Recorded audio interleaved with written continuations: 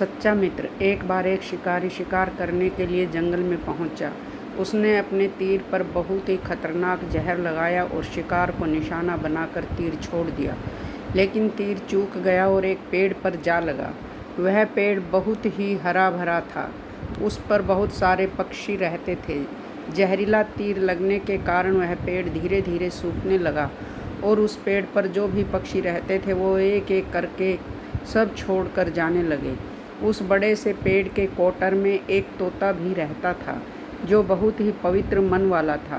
सभी तोते उस पेड़ को छोड़कर जाने लगे थे, लेकिन वह तोता दूर से दाना लेकर आता और उसी कोटर में बैठकर खाता था, परंतु उस पेड़ को छोड़ने को तैयार नहीं था।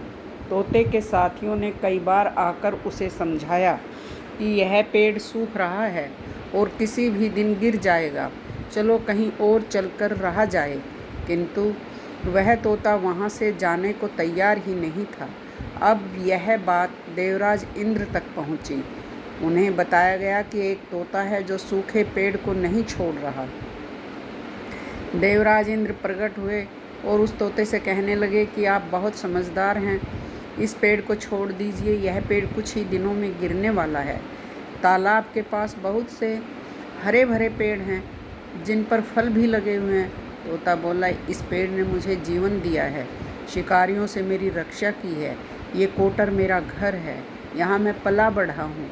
इस पेड़ पर संकट आया तो क्या मैं इसे छोड़कर चला जाऊँ?